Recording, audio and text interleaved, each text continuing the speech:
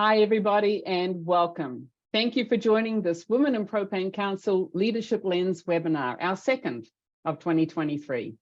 Following the webinars last November and also in February, we asked attendees to help us determine topics for our next events. And the future of the propane industry has consistently been a top choice. The fact that we have over 250 people signed up for this event today tells us that many of us in the industry are keen to hear from our experts, keen to get their opinions on our future. So thank you all for tuning in.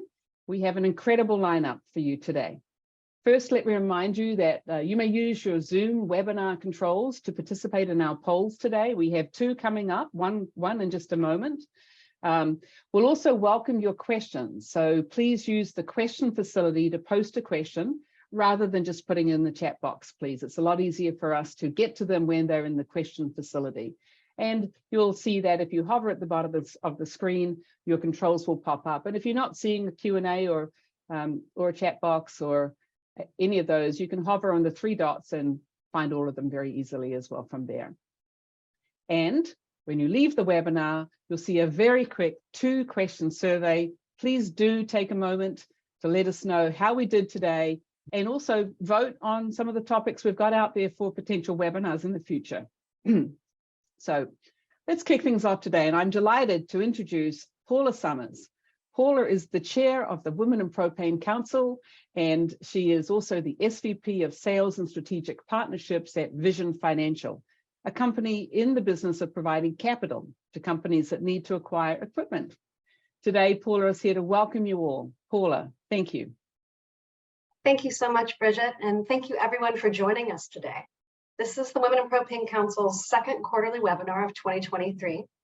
And the Women in Propane Council produces content and educational initiatives that result in opportunities for both men and women in the industry to help support your industry knowledge, skills, advancement, and success in your professional development.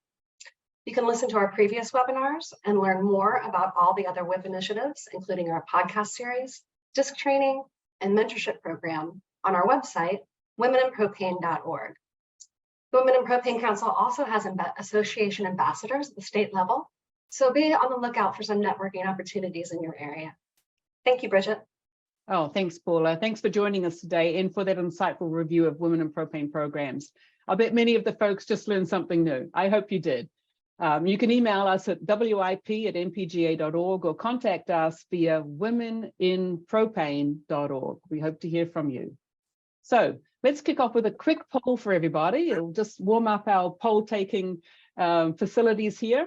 I'd like to find out what types of firms we have represented on the call today. It's always interesting to see, for everyone, actually, to see how many of their colleagues are tuning in and what sorts of companies they're with here. So you might need to scroll down a little bit to see all of them. We've got a few other choices right down there.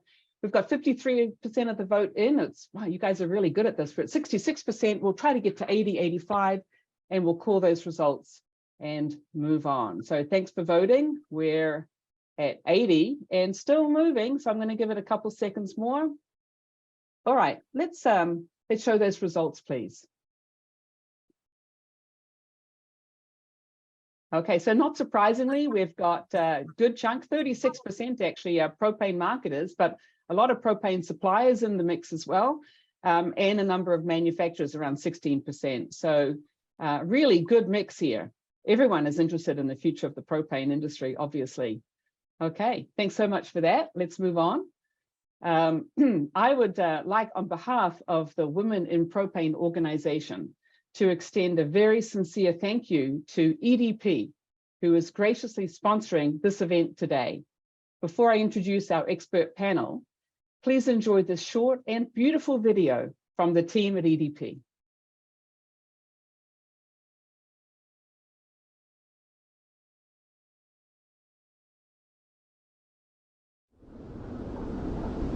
You've built a rock-solid foundation. Your roots run deep within your hometown. Your success is a testament to the many years you've dedicated to your employees, your customers, and your community.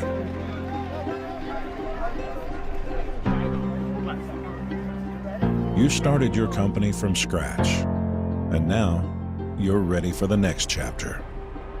You require the assurance that your successors will carry on your tradition with respect and continue to build upon your legacy. EDP is the premier growth company in the propane industry. Since 2012, we've expanded into over 50 service territories, and our expansion continues. Our team is flexible and highly creative when it comes to structuring the right transition for your business and for you, with terms that can serve your family for generations to come.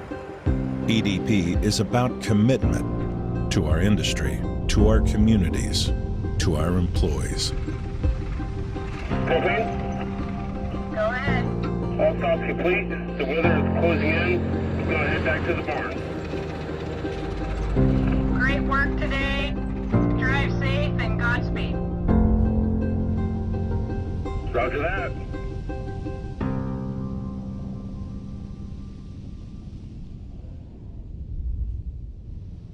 Thank you. Such a beautiful video. And we really appreciate the contribution you make, EDP, to making these webinar series, and in particular, this event happen today. Again, thank you very much. Now, it is my great pleasure to introduce our expert panel. Rebecca Boudreau is a PhD as President and Chief Executive of Oberon Fuels, the first company in the world to commercialize renewable DME as a straightforward way to both slash CO2 emissions and transport renewable hydrogen more efficiently and cost effectively. And having built the world's first commercial renewable DME production plant, Dr. Boudreau has also driven the first commercial sales of propane blended with DME and secured partnerships and/or investments with industry leaders, including Suburban Propane, Lipigas, Volvo Trucks, Mack Trucks, and Ford. She is named as a co-inventor on 13 patents, co-authored 7 peer-reviewed publications, and of course, she's also been a researcher at MIT and Princeton and other locations, and has multiple degrees in polymer science and in engineering. So excited for you to be able to join us today, Rebecca. Thank you so much. I'm excited to be here. Thank you, Bridget. Excellent. Steve Kaminsky serves as President and CEO of the National Propane Gas Association and is a relentless advocate for the propane industry before Congress, federal agencies, and working with the states. Originally from rural Michigan, Steve has a degree in chemical engineering from Johns Hopkins and a JD from Harvard Law School, and holds an executive certificate in nonprofit leadership from Duke. He has put his extensive experience as general counsel, SVP, associate, and judicial clerk to work for all of us in the propane industry. We thank you, Steve, and thanks for joining us today. Thanks, Bridget. Glad to be here. Tom Knopf, Chief Executive Officer at EDP, brings over 30 years of executive operations and transaction experience in the industry. After beginning his career at Ferrellgas, where he helped integrate the $400 million leveraged buyout of Buckeye Gas Products, Tom co-founded Propane Continental, making 34 acquisitions before selling to Cornerstone Propane in 1998. He then affiliated with the Chicago Middle Market Investment Bank and continued his entrepreneurial focus in the energy industry. In 2003, he co-founded Liberty Propane, ran its operations during the startup period, and served on its board until 2009. In 2012, he launched Chicago-based Energy Distribution Partners, as we know today as EDP. He has contributed articles on entrepreneurship and the industry energy to outlets such as Entrepreneur, BPN, and the Chicago Tribune. Thanks, Tom, for joining us. Great to have you here. Thank you, Bridget. Delighted to be here. Of course. Tucker Perkins is the President and CEO of the Propane Education and Research Council, PERC. He joined PERC in 2015 as the Chief Business Development Officer, was promoted to Chief Operating Officer before the council named him President and CEO in 2018. A Virginia Tech graduate in civil engineering, he earned his MBA from the University of Richmond. Perkins, as you know, is a dynamic and relatable leader who's amplified propane's voice in the national energy conversation as a frequent keynote speaker on energy-related topics. He's also the host of the podcast Path to Zero, in which he engages energy thought leaders in provocative discussions regarding energy and the environment and the path to zero carbon emissions today. So we're looking to see a little bit of that sass again today, Tucker. Thanks for joining us. Looking forward to it. Thank you. Colin Suarez serves as the president and CEO of the Western Propane Gas Association, representing propane marketers and those associated with the industry throughout California. Colin has nearly 2 decades of management and public affairs experience, so most recently serving as Director of Government Affairs for a large healthcare trade association. He's also served as a senior staff member to several elected officials, including the Governor of California, members of the state legislature, and a member of Congress. Suarez has also worked as a consultant to private sector clients and political campaigns. He received a degree in political science from the University of California, Berkeley, and currently serves on the board of Sacramento Children's Home and the chair of Arden Arcade Planning Advisory Council. And he lives and resides with his family in Sacramento. Colin, it's great to have you on the panel today. Thank you for joining us. Absolutely, and thank you for having me here. All right. Okay, so what we'd like to do now is move on to our question section, having introduced what an amazing panel we have. And first up, I'd like to ask the team about regulations. The first topic we have is all about the very regulatory issue, the high number of regulatory issues that we have coming up. And I think, Steve, if you could kick us off, please, and just give a little bit of a lay of the land. What's MPGA up to these days? And what's going on with these recent gas ban overturns? What do you think that means? Great. Thanks, Bridget. Yeah, I'll try to keep this brief. I could go for hours on this. So on the federal regulatory side, we've got about 8 different rulemakings right now on the federal side related to gas furnaces, gas water heaters, outdoor products, most recently Energy Star labels. So MPGA is fighting back against anti-gas activity in the federal regulatory front. We did, as you mentioned, we did have a good win out in California. The Ninth Circuit, which is a federal appellate court, overruled Berkeley's gas ban about 2 months ago. So that was a huge win. Now we expect that to be appealed, but it is having ripple down effects. So that circuit covers 8 states and about 30 municipalities that have already banned gas. We're aware of 1 that has rolled back their gas ban because of that, and 3 others that are looking into it so far. In addition, we're being proactive. MPGA just 2 weeks ago filed a federal lawsuit against the state of Washington, which was using a gas ban similar to Berkeley, California's, and we are likely to do so in New York State as well. So a lot of activity on that front. But we do have some new arrows in our quiver here. And do you think that the gas ban overturn bodes well for those latest cases that you've initiated?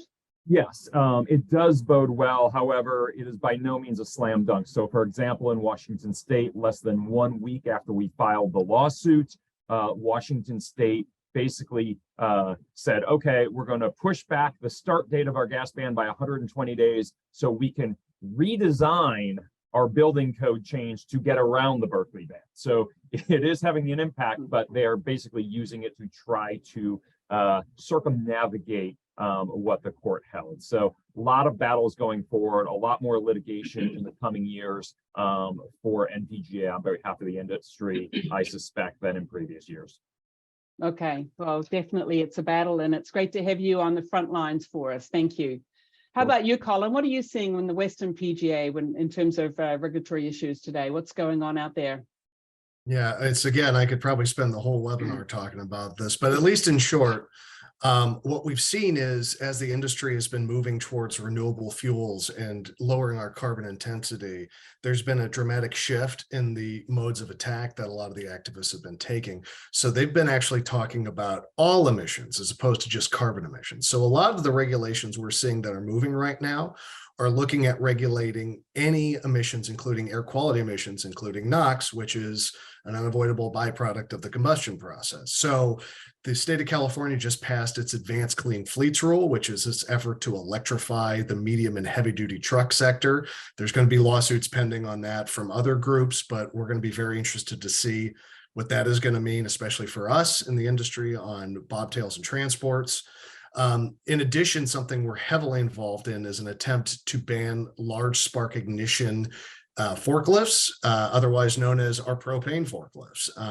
They're trying to push those towards electrifications. And the fact that just our last board meeting at our Western convention a couple of weeks ago, our board authorized the development of a legal defense fund, because we also see that that is probably going to have to go to litigation at some point in the not too distant future. But those are just a couple of the really big ones we're dealing with, in addition to the gas bans, in addition to decarbonizing, in addition to. Yeah, there's so much going on. And Rebecca, from your perspective as a renewables manufacturer, what do you think is going on here, and you know, how does this potentially play into your business? Yes, it's really interesting, because when I think of regulations, you know, when I started with Oberon over 12 years ago, regulations seem really daunting, right? I thought of the world back then in molecules, not policy. But to bring technologies forward to commercialization, policy plays a huge role.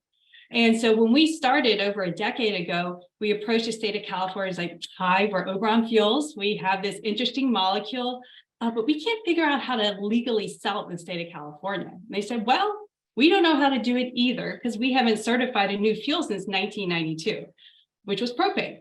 And they said, but we'll work with you. Here are two parallel pathways by which DME can become legal to sell in the state of California. And so one of the keys was, you know, we weren't experts, we were technologists, but we engaged early on. We identified a problem. In addition to engaging, we played the long game, because those pathways by which we could get DME certified as a fuel meant we had to create an international consensus standard. We had to help write different reports, but we did it. And after a couple of years, it became legal to sell DME in the state of California. In 2015, they changed the code of regulations. And so it's daunting at times, but I think what's important for us to take away is sometimes you can't solve the big problem immediately, but engage, do your part, educate. And another example is identifying a problem. So we, in 2020, our assembly member who represents where our production facility, where we produce renewable DME, Assembly Member Eduardo Garcia, also sits on the board of CARB, carried legislation because we had identified an issue. DME was inadvertently being taxed at 3 times the rate as propane and other alternative fuels, because we weren't written into the code of regulations. So he carried legislation in 2020, and we all remember back then, that's when COVID started in a very real way. But we were able, because we were able to carry the message and tie this to job creation during a time where there was 27% unemployment in the region, to get that legislation passed. It never received a negative vote and was signed for Governor Newsom. So sometimes it's daunting, but engaging, educating, and playing the long game, you can make big wins in the regulatory space. Yeah. Well, good job on that. That's really really forging the path there for this, hopefully across other states as well down the line. Thank you. Tom, as a propane marketer, what sort of impacts are you seeing on the regulatory front? What sort of concerns, strategies are you thinking about in this heightened environment right now? Well, this is a topic I spend a lot of my time on, and which is unprecedented for me to spend this much time in government affairs. But for the first time in the history of the industry, certainly in my career, Washington and the state houses are actually trying to outlaw our product, and we must take action about that. And I spend a lot of time on the policy front. We host congressional visits to our operations and try to educate policymakers. We're participating in Propane Days next week. We participate at the Propane Days that occurs in Sacramento. And most importantly, we're engaged in a lot of customer outreach. The interesting thing about this entire movement is that most of the propane customer base across the country is not aware that it's going on. And I think that's our biggest secret weapon. And we've prepared a lot of professional pieces to send out, educate our customers, and call them to action. And we're calling on our fellow marketers to do the same thing. I think that's the strongest secret weapon that we've got in our future. Yeah. And from a strategic perspective, Tom, what do you think in this world that marketers should be implementing today to really help them propel their business growth?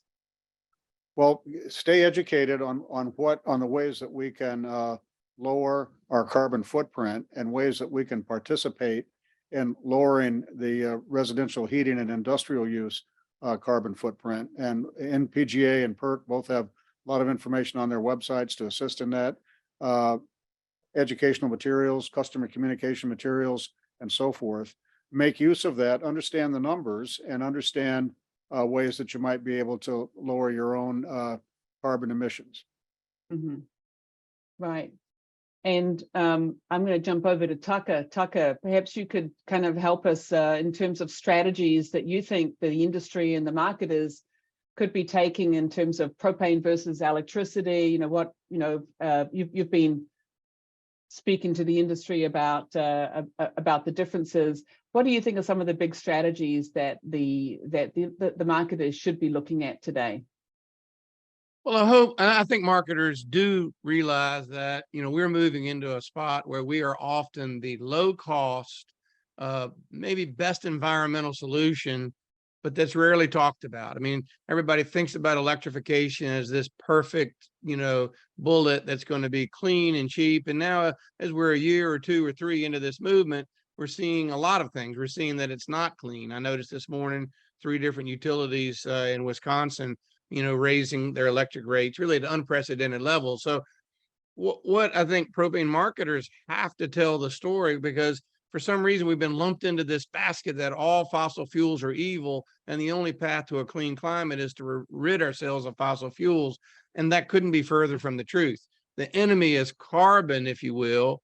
The enemy might be our own health, but it's also about our financial health. And propane marketers just really need to learn how to tell their story in their region and in their language about how propane is not only the right fuel for today, but it's the right fuel for tomorrow, whether the metric is the climate's health, physical health, or the financial well-being of their customers and often their community. Because if energy costs continue to rise, and we see it today firsthand through all parts of Europe, as energy costs rise, standards of living fall. And, we have the ability to tell the story in real time today about how propane today, renewable propane tomorrow, blends of renewable fuels in the future will get us to a cleaner climate faster and cheaper than almost any other solution on the discussion. Yeah. Thank you for that. That's so true. And along those lines, Rebecca, do you think that every propane marketer should consider diversifying into these these new opportunities? It seems as though there might be some barriers, or there might be timing issues. How do you see this playing out, being on the supply side of this? When are we really ready for the market? But I think what's interesting as I look at the global propane industry, the industry, from my perspective, identifies itself with a molecule or a mixture of products, right? The LPG. But what if the industry actually identified itself not by the molecule, but the attributes it delivers, right? It delivers a compressed gas. This has been done for almost a century. They do it safely. There are 4 million people around the world who do this and know how to handle compressed gases. So why limit yourself to LPG propane? There's some butane. What about renewable DME? What about DME as a hydrogen carrier? What about the things we haven't even talked about yet because they haven't been developed? And I think as we think about the global propane industry as an industry that delivers a compressed gas, they know how to safely deliver compressed gases. They have this workforce that has a history of safety and works very hard at it. We think of the industry in that way, then it opens up so many opportunities for this industry to leverage its existing infrastructure, workforce, and know-how to broaden itself into new markets and deliver cleaner and cleaner products over in the future. Mm-hmm. And thank you. And Tom, just wondering, how does industry consolidation help in paving this future forward in propane and in renewables? Well, I don't know if industry consolidation directly helps. Perhaps it's somewhat indirect. And at the entire time that I've been in the industry, one of the reasons that independent marketers exit the industry is the increasing regulatory burden. And the regulatory burden, the regulatory overhang on the industry has increased fairly steadily over the past several decades. And this is just a new and major increase in regulatory burden. And so there's going to be, there's a requirement to understand the policy dynamics around this issue and the additives, for example, the DME that Rebecca represents, the potential roadmap for renewable propane. It's just further complication to an industry that requires resources that go beyond what a lot of the independent marketers have at their fingertips. Mm-hmm. Right. All right. Okay, so let's talk about supply. Steve, what's going on with the Enbridge Line 5? Right, this is the 645-mile oil pipeline. It's been conveying petroleum from Western Canada, Eastern Canada via Great Lakes states since 1953. Right, like where are we at with this situation? So we're deep again. Back to litigation. We're deeply engaged in litigation in conjunction with Enbridge. So as you referenced, hundreds of millions of gallons flow through Western Canada to the upper Midwest, and it trickles down to other states. Both the state of Michigan and groups in the state of Wisconsin have filed suit to try to get this line shut down, which would have somewhat catastrophic effects. There are 3 different actions going on in the state of Michigan at present, and one in Wisconsin. In fact, about 10 days ago, a Native American group in the state of Wisconsin filed for what basically amounts to an immediate injunction of shutting down the pipeline through the state of Wisconsin. NPGA provided a significant amount of data to our legal counsel last week, and there was a hearing on it last Friday. All signs look good on that front. Feedback that we got from the judge seems positive. This has been ongoing for almost 3 years, and we have been able to keep the pipeline open and propane flowing through it. We have some level of confidence around this, but both in Michigan and in Wisconsin, there are certain groups and certain policymakers, in particular in Michigan, who would like to see the entire pipeline shut down. This is just an ongoing battle that we have to keep it flowing, but it's an example of something that your associations do on behalf of you as marketers and suppliers that you might not see every day. But the fact of the matter is there have been groups trying to shut this pipeline down for 3 years, and this, accounts for just a massive amount of flow. So that's what's going on over there. Other places in the country, supplies are in good shape. For better or probably for worse, we had a very mild winter, so drawdowns were not heavy. I know most marketers aren't happy about that, but when it comes to supply and logistics, it paved the way on that front to not have a lot of significant problems. There were some small problems in different pockets of the country, but by and large, compared to prior years, the supply is in good shape right now. Okay, well that's good news for now. Just as we look forward to a world which includes all these renewables, I'd like to throw this question out to Colin and Steve and Tucker from to our organizations, their perspective on, do you think the supply of renewables will ultimately be controlled by the largest global marketers? What impact is out there for the smaller marketers? Like, what's the supply look like? Who owns it? When will it come online in a big way? Colin, you want to jump in on that one? Sure. Yeah. And this is something where, especially I'm going to kick it over to Tucker in a second, because PERC has been doing some exceptional work behind the scenes on this, on tracking this. I think the role, though, of like particularly state associations like mine is it's our job to try and make sure we provide an extra megaphone onto the voice of smaller and mid-sized marketers so that they get access to the future of those supplies as well. We're exceptionally blessed in California that the vast majority of the renewable propane and RDME that's getting developed is already in our state. The problem is going to be securing that supply is a lot easier if, to Tom's earlier point, you have a fairly robust front office with a level of technical sophistication on how to apply for credits, on how to procure supply, on having conversations with the upstream and midstream folks. So that's something we as an association are really looking at, trying to figure out how do we provide that value for our smaller and mid-sized marketers so that they can get a piece of that pie the same as, the larger multi-state and interstaters as well. Okay.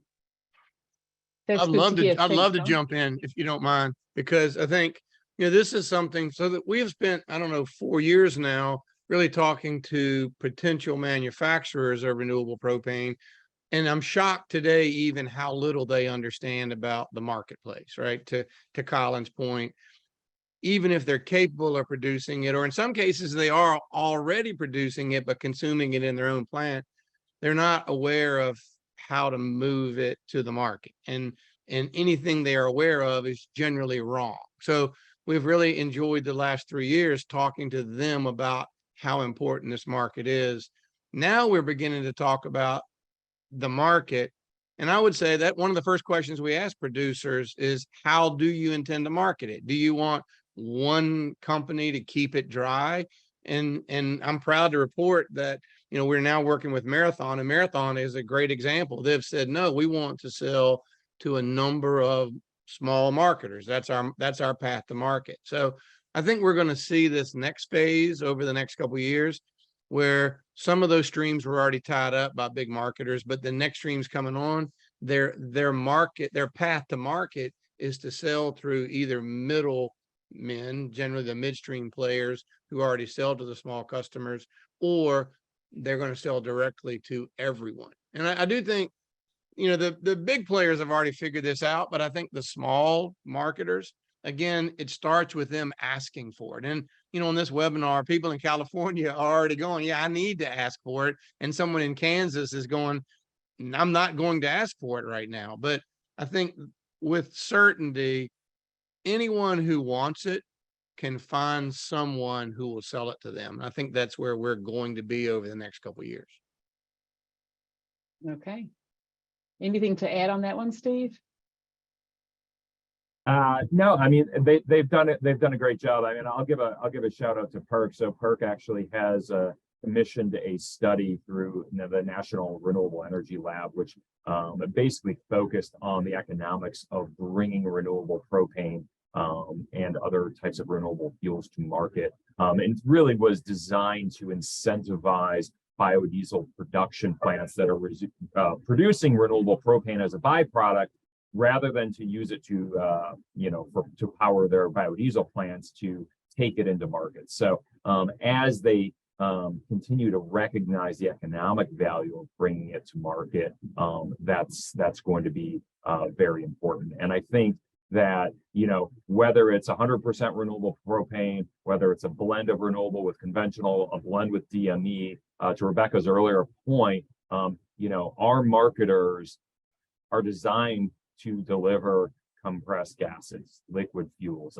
Look how many marketers historically delivered heating oil, right? They made that transition maybe a generation ago to start delivering propane. So as these other new products in whatever blend or format come online, I think our marketers are well positioned to take advantage of that and have that last mile service as they've always done.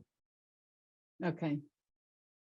Sounds good. Rebecca, any punchlines on this one? Yeah, well, when I think about supply, people, when new technologies come out, new molecules, you talk about renewable propane, renewable DME, people don't feel like they have access to it, right? But just like there were the people who stood in line for the iPhone and they got it first, there were many more to come.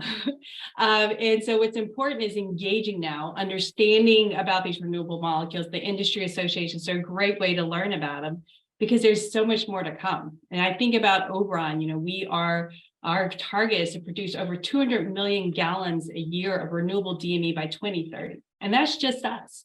And as you prove the market, other players come in.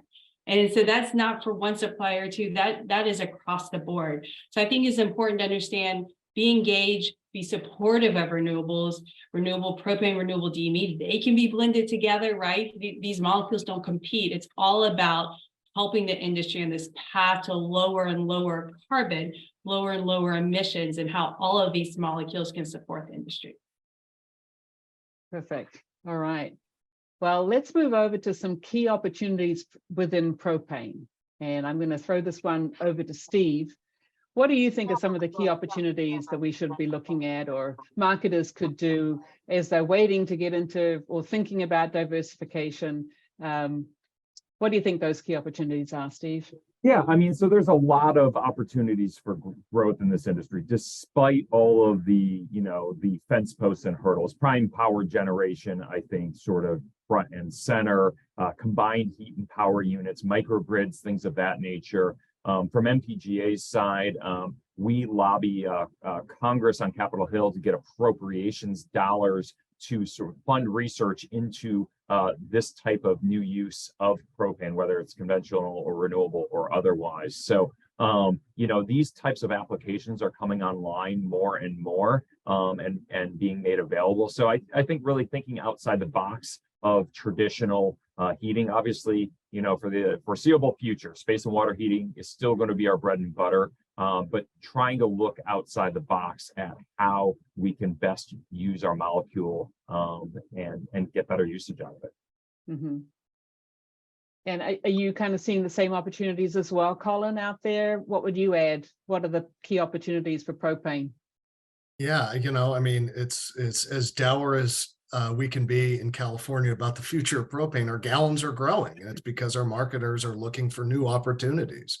A lot of what we talk about through the state association is, if you're in the residential market for space and water heating, look at getting into backup and prime power generation. If you're in the industrial sector for warehouses for their off-road fleets and forklifts, looked at industrial combined heat and power systems. It's about taking markets where you already have a footprint and expanding those markets to provide more gallons to a user or a site. I think the big thing that our industry needs to wrap its mind around is we're not a molecule. We're not even a compressed gas. If I could take it one step further, we are an energy source. It does not matter what that energy is used for. It can be converted to electrons. It can be directly used for cooking and heating. It can be used for CHP, but it is an energy source. And anywhere there's a road, you can deliver that energy. So I'm sure there's marketers right now who are watching, who are thinking about some opportunities that we haven't even conceived of that will provide the future of our industry for the generations to come. And that's really what we need to be doing. We need to be looking at, how do we take this flexible fuel source and expand it into markets where we have just started dipping our toes. Mm-hmm. Great advice. Tucker, we've heard from you on propane being used on school buses. How do we extend that into other areas? And is this something that becomes reliant on government grants? What's going on in that area? How do we build on the successes so far in propane buses for kids? We're really proud of the adoption. This morning, 1.2 million children rode to school on propane-powered school buses. We're in a spot right now where I think most fleet directors understand that diesel is a fuel of the past, and the fuels of the future will either be propane or electric. But we really have to go forward, because right now we live in a regulatory environment where the current, at least federally, they're all in on EV, and Steve and his team are working so hard to level that playing field as best it can be leveled. But I do think we have so many users that see the value, and by the way, frankly, don't see that electric will be an option for them, either through cost or range or payload or temperature. It just doesn't work for them. So how do we leverage that? I think we just keep telling the story, and we are seeing it in other modes of transportation. Paratransit is rapidly moving to propane from diesel or gasoline, much longer routes, much more irregular routes. So we see, and then the last piece of this is last mile delivery, the people that are delivering water and bread and flowers, in your community. And most of them are telling us that battery electric is not really going to be affordable choice for them. So look, there's 60 billion gallons of diesel fuel burned annually in America for transportation, and we should have our rightful piece of that. It's cleaner, it's cheaper, and to be very clear, most engine designers don't even see exactly how diesel will work past the 2027 regulations. So we have an unprecedented opportunity to get our slice of propane used in transportation from 2027 on. Mm-hmm. That's exciting stuff. Rebecca, any thoughts from you on opportunities for propane? Yeah, agriculture is a huge one, very hard to decarbonize sector. And that's really where the propane, LPG, DME, the portability of these molecules is really important in this sector. And it's very difficult to decarbonize, and not many energy sources are also a solution. Also, the powerful thing in the case of renewable DME, the feedstocks, agricultural waste, animal manure are typically rural or in rural locations. So the concept of local feedstock, local production, local consumption, that's extraordinarily valuable. And that's where we see a huge opportunity. Good thoughts. Okay. And Tom, as a rapidly growing propane marketer, what sorts of areas are you thinking, strategically would be good diversifications of application of propane in your business? Well, we're certainly in the backup power business, and we're in we love being in the school bus business. And so we're very high on all of that, and we push it where we can in the markets. And as far as diversification is concerned, diversifying with respect to diversifying the molecule, I think that both DME and renewable propane, we're gonna market a blend of our product with both of those products. And I think that the opportunity that's there for marketers, when I talk to my fellow marketers about this, the topic tends to be around the fact that in the last decade, the United States has become the largest global exporter and producer of the traditional propane molecule. So right when we've become what actually is the Saudi Arabia, you might say, of propane, we want to get away from the C3H8 natural molecule and use renewable and DME. Why? And the answer is we're not getting away from it. We should always take advantage of the fact that we'll always be below the world cost because we're a net exporter. But we can use DME and renewable propane to blend and play the game by the numbers. We must lower the carbon intensity rating. We're already lower, as Tucker will tell you, than the electric grid in most of the states.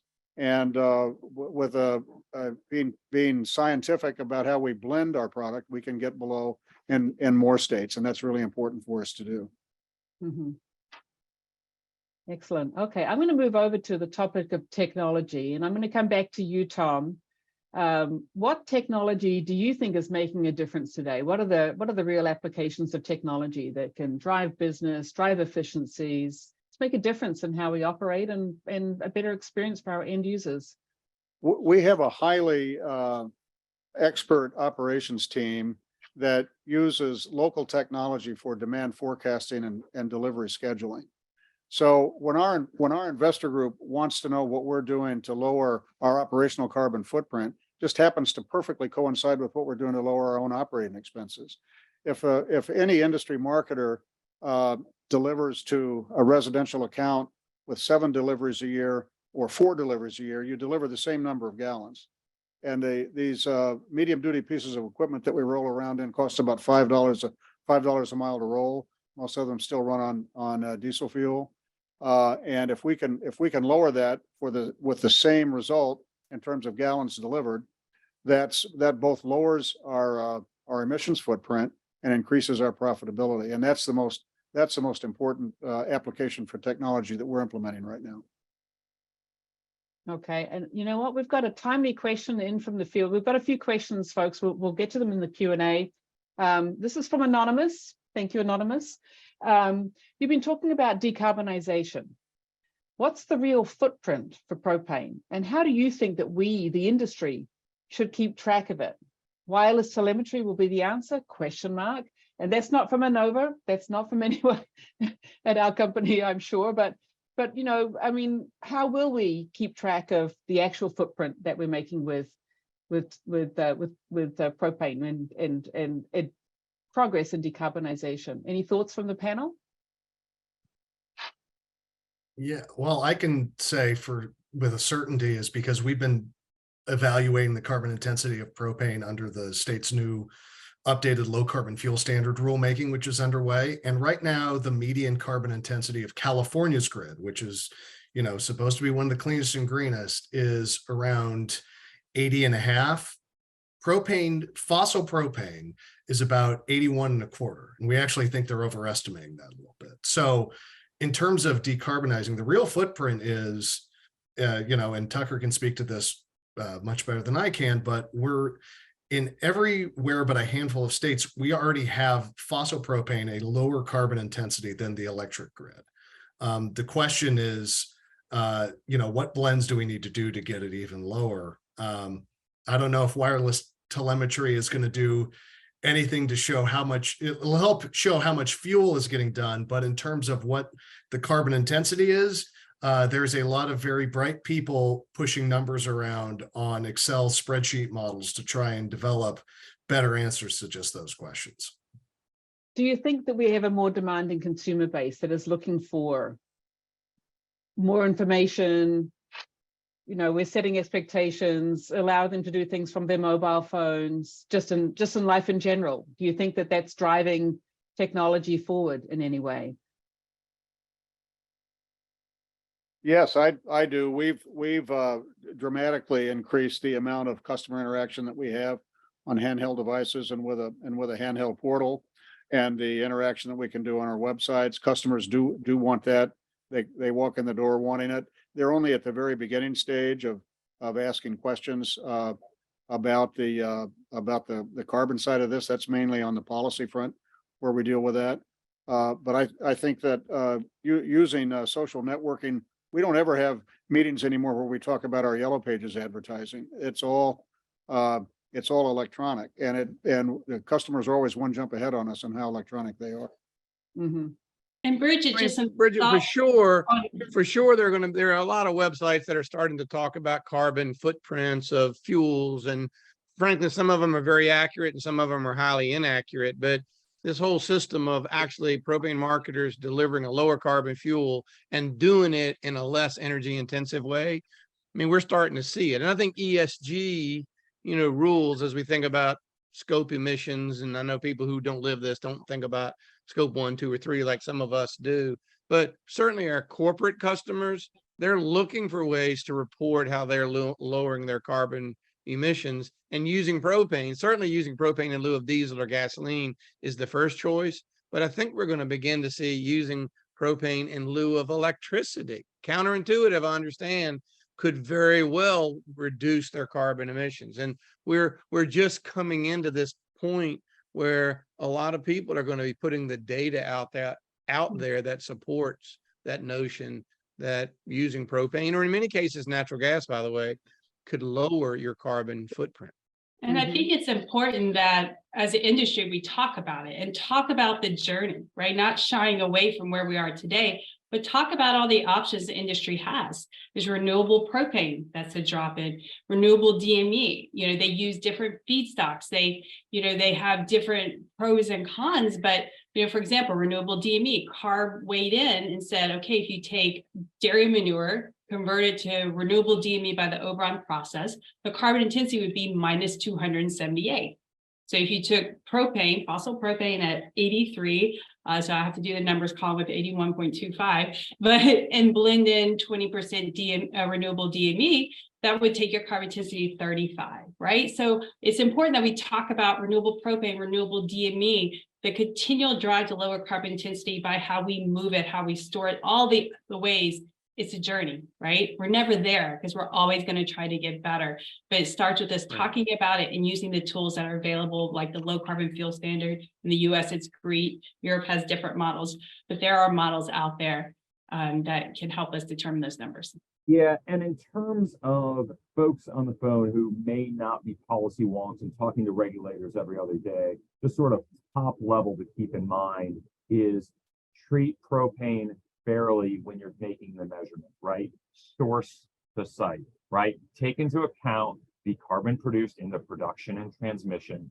Don't look at it at the end site. So what we see so many times is let's use school buses or any other fleet buses, right? They look at it at the tailpipe. They're not looking at the power plant. So top level, you don't have to know all the modeling and what LCFS stands for and things like that, but just be fair, look at production, transmission, and usage at the site, both for electricity and propane. As long as you treat us fairly in how you're measuring it, we come out looking very good.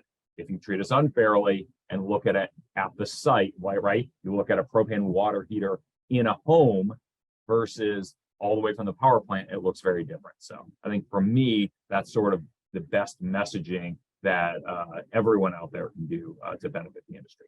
And Steve, would it safe to say that if you rely on Steve and Colin and Tucker, their trade associations, use their numbers that are going to be sourced and referenced very well? Yeah, that's a great perspective, Steve. Thank you. Anything to add, Colin? Yeah, well, I was just going to say also, yes, if anyone starts asking you questions about carbon intensity and that nonsense, reach out to us. That's why we're here. You don't need to be the subject matter experts. That's why you pay us good money. But I would also say, if I could put a bug in folks' ear, I also think the next generation of these fights is going to be in air quality in terms of NOx and other emissions, which we're already starting to see in California.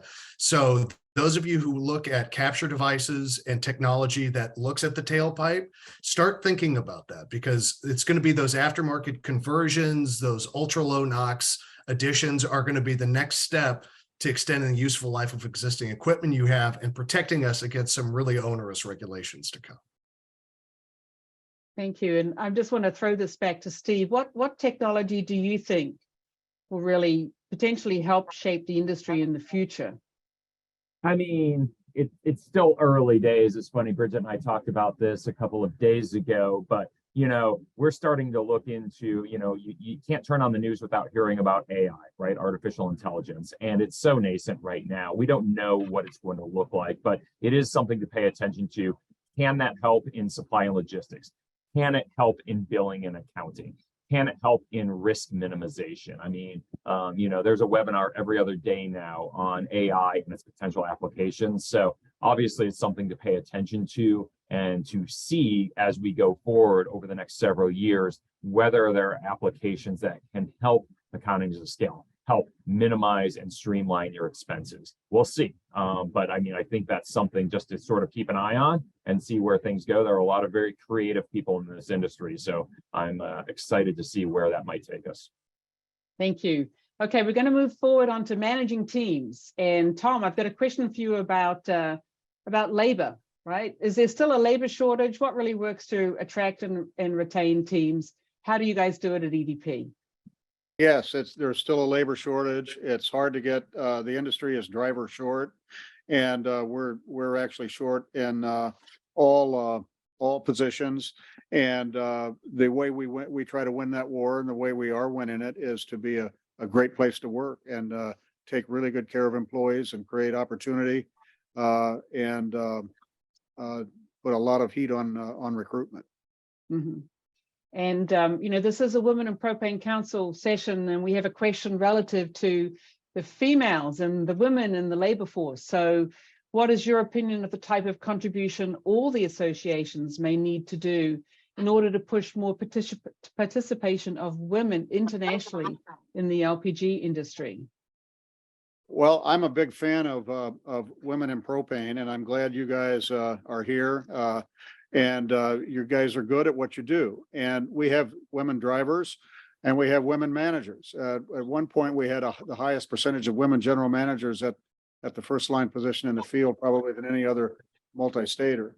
And I think that's an obvious way to to expand our base. We're an old line, sort of an old line industry. We're sort of a masculine oriented trucking industry. But we've also, as a company, and I think as an industry, made big strides in changing the makeup of how the women in the workplace configuration. Mhm. And any of the association guys here, the things that, well, I mean, we are the NPGA Women in Propane Council. Thank you, Steve. And of course, the founders who founded this organization 10 years ago. But are there programs, resources out there that companies can leverage? Yeah, I would say this is something, since I came on, I've been more actively trying to do is on the association side, getting that next generation of women in the propane industry into positions of leadership within the association. So that means sitting on committees, chairing committees, getting elected to the board, helping develop not just from within the industry side through an individual marketer or a vendor, but also trying to grow the next generation of the governance of our industry to help think about the challenges, because these associations really are where the discussions about what the future looks like are happening. So that's something, anytime a young woman or, a third or fourth generation says, I want to get more involved, there's always spots on committees and engagement through the association to take advantage of that. Mm-hmm. Yeah. And what, go I was ahead. just going to say, I think the associations can also set an example for the industry. Right now, NPGA has its first ever woman as chair of our board, and next week we will be the second woman ever in the leadership role, who will eventually be elevated to chair of the board in a couple of years, will be brought on board. So, I mean, I think from the association perspective, just number one, there can be all sorts of programs, including women in propane, for example, but then just also leading by example, I think, is very important. Okay. And I'll just ask a quick question. What about young talent? Rebecca, any thoughts on how we get young talent into the industry? Yes, so young talent, and I can, I can also speak to the women's side of it. I do look forward to the day where I do see more people who look like me in similar roles. I look forward to the day where the line out of the women's restroom at events is around the corner, not the events. But it's at Oberon, thinking of young talent, diverse talent, male, female. We try to be the change that we want to see in the world. And so, we think outside the box on how we approach technology in new markets, but also on our workforce. So our plant operations team is local talent, but the corporate team works from where they want to. We're very intentional about building culture. All company come together at least twice a year. Many of us see us at least each other once a month in person, but that does open up a broader workforce for us. We hire military spouses who travel the world and aren't able to hold down traditional jobs because they move every 2 years. But through an organization called Freedom Makers, we've been able to get administrative support because their team works remotely. So as we think about young talent, diverse talent in the areas where it's possible, we think outside the box on how we do it, and we've been very intentional about building a remote but connected workforce. And I think that applies to bringing in new talent, also being very purpose driven. We talk a lot about our purpose as a company is to provide innovative solutions to help companies, industries, and countries decarbonize, and staying very focused on that mission. It's important in bringing in young and diverse talent. Thank you. We are really tight on time. I'm just going to quickly ask out, Tucker, you said recently at the Western Propane Gas Association, and I wrote it down, we are not winning the war on public opinion. How do we change that? So let's do a quick lightning round. Tucker, what do you think we need to do? What's the call to action? Let's do a quick lightning round of everyone's like one thing we need to do here for the future. Tucker? Tell the story. And I said, start off by telling it to your own family, then tell it to your employees and make sure they understand it. Tell it to your customers and tell it to your community. If we did that, we would win the war on communications because we have the right product at the right time for this country. We just need to engage and tell the story. Thank you. Tom, your thoughts on that? What do we need to do in the future here? The one thing. customer education and call to action, using the numbers. Start with the numbers for the carbon intensity, numbers for cost per BTU, propane versus alternatives. We'll win by the numbers, especially if we do so through the mouths of our customers. Awesome. Steve. Similar to Tom and Tucker, show up, be proud, don't be ashamed, go to community meetings and represent the fuel that is your livelihood, and don't be ashamed to do so. We have a great story to tell. I remember you telling me a couple of years ago, you'd shown up in your community to fight for those gas-powered leaf blowers, right? Yes, I did. You did, yes. How about you, Colin? What's the one thing? Prepare for litigation and expensive fights, because some of these things, unfortunately, we can be 100% right on the science. The other side clings to things with the tenacity of a belief rather than a logic argument. And the only way to get them, unstuck is to litigate. It's a sad reality that we need to confront as an industry, but it is the reality that we need to start preparing for. Thank you. And Rebecca. Tell the industry story, not through the lens of molecules, but about what we're offering the world, the attributes, the cleaner energy, and tell the human side of it, the real life experiences, what this cleaner form of energy enables. Thank you. Thank you all. We are over time by a minute. I've got a few questions here. I'm going to pick a couple questions and throw them out. If you need to jump off, audience, please take a moment to let us know what you thought of the session and what you'd like to hear about in our next Women in Propane sessions on the way out. So, quick question here from Vermont, from Judy. In a state with a 2.9 carbon intensity, how far into the future will I be looking at for renewable DME coming to New England for help in my company getting to zero carbon intensity? Good acronym there, OCI. So anyone like to take that one? How do we get that stuff up there in Vermont? When will that be? Yes, well, not far. I mean, when I just look from the Oberon perspective, we have a project pipeline of over 30 projects looking all over the US and around the world. So it's happening, people are working on it, and it's not that far in the future. Excellent. I think in states like Vermont that do have this awesome low carbon intensity because of hydroelectric power, we have to talk a little bit about the value of propane through the resilience lens as well, because we're not going to be competitive with hydroelectric power, but we're competitive with all those other forms of energy that are in play when the hydroelectric power is not enough. So it's a mutual story, right? We certainly got to get closer to zero than we are today, but we also really have to build on resilience, cost benefits, because a narrow path of electrification is a dangerous thing for everyone, particularly for those who rely on that energy. And Judy knows that story better than anybody. I mean, she's been a leader, but we got to change our words every once in a while in places that have this ridiculously low, carbon intensity. The whole Pacific Northwest, same story, really. But Vermont also has a lot of feedstock. There's a lot of agriculture, a lot of dairy cows. So there's another opportunity to deal with another emissions problem and create something clean. All right. So we've got some work ahead. Quick question from Tim.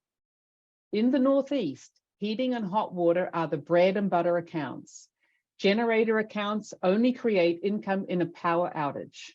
The motor fuel industry will always have the large marketers grabbing the accounts at lower margins that cannot sustain their companies. Renewables is about $1 more per gallon than regular propane with the rebate. Heating fuel doesn't. I feel like we are rolling over instead of fighting and focusing on the ESGs, which are pie in the sky. Anyone want to react to that from Tim? I'll react to it. I think that we need to. We're not talking about switching to renewables and abandoning the cost of our own domestically produced traditional propane. We're talking about blending so that we can play the numbers game, still keep our costs relatively low, and get under the carbon intensity rating of everything else that we can. I'm really sensitive to one thing that Tim said, and that is the bread and butter of this industry is a residential heating and cooking market. We don't have a retail propane industry without that. We can't have a market. We can't have an industry just on generators or just on deep water ships or just on even fleets. We must have that 3,300 county domestic heating market. And that's the way we have to fight. We have to fight electrification and fight it with the numbers. Yeah, let me piggyback off of what Tom said on this question, and then there was another question on gas stoves.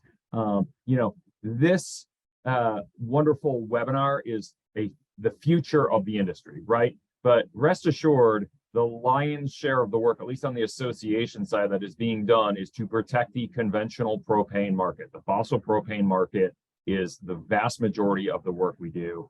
There's a question on stoves, and risks. We have submitted 25-page plus single-spaced comment letters to the EPA, to the Consumer Product Safety Commission, to the Department of Energy on cooktops, on furnaces, etc., defending our position. There are new studies out. The American Gas Association, which represents the natural gas industry, commissioned an independent third-party study on the health risks of stovetops and did not find any linkage between gas stoves and asthma. So there is a lot of work being done, and we're taking those data and submitting them to the government agencies. So rest assured, there is a ton of work, at least on the policy side, being done to educate the policymakers. And I won't speak. We don't deal as much on the consumer side, but I do know that a lot of consumer groups as well are fighting back against this. So, but rest assured that the conventional fuel market is what we're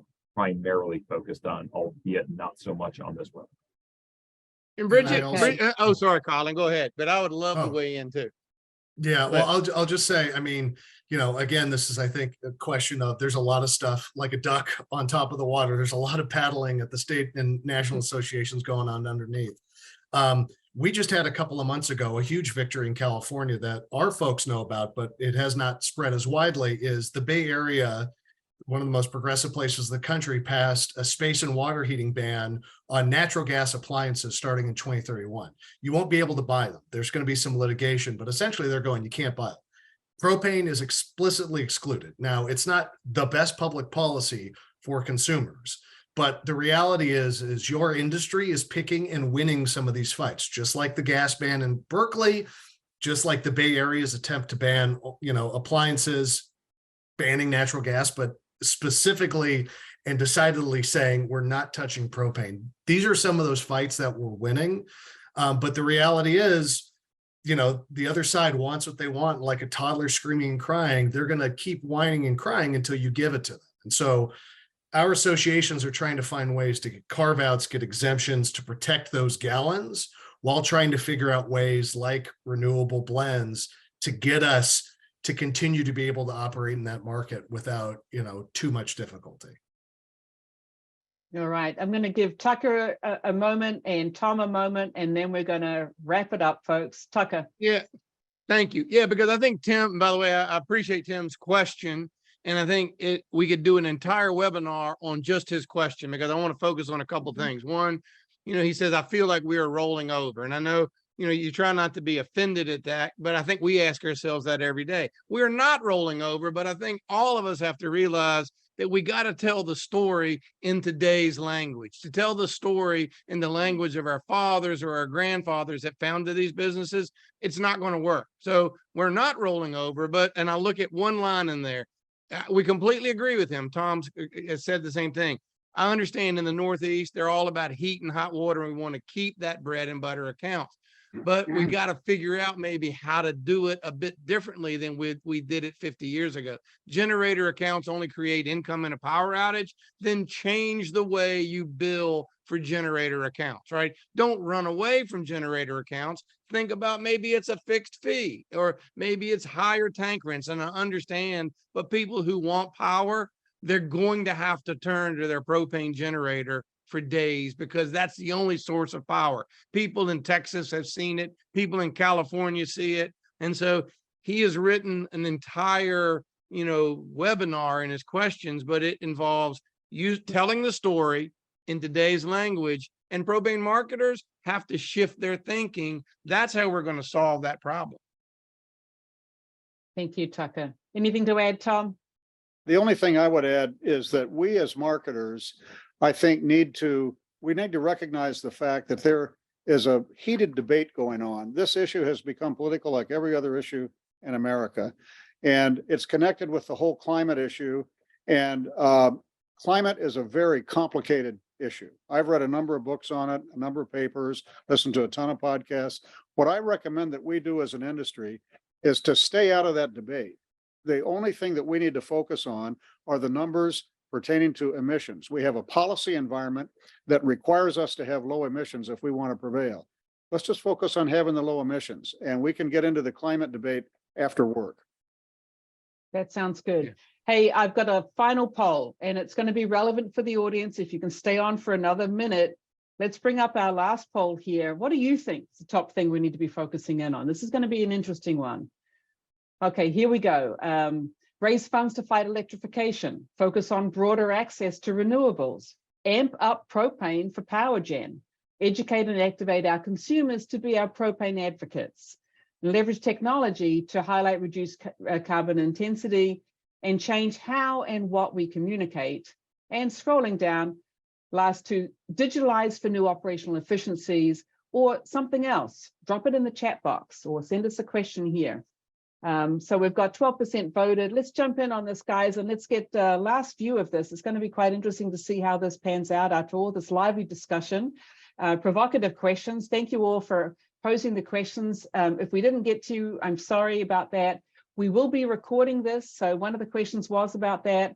We'll get the recording out to you probably tomorrow at the earliest. But this is a good one. And we've got 58% of the votes in. Based on timing, let's call those results now and share those for everybody. Kind of interesting here to see where we're at. Let's share those results. Okay, so it's all about advocacy, educate and activate our consumers as propane advocates. Also changing how and what we communicate. But there's a decent showing there for raising funds, for broader access to renewables, leveraging technology as well. Thank you all for participating. Okay, team, and online and out there, appreciate you staying on for this slightly extended session. Thank you very much.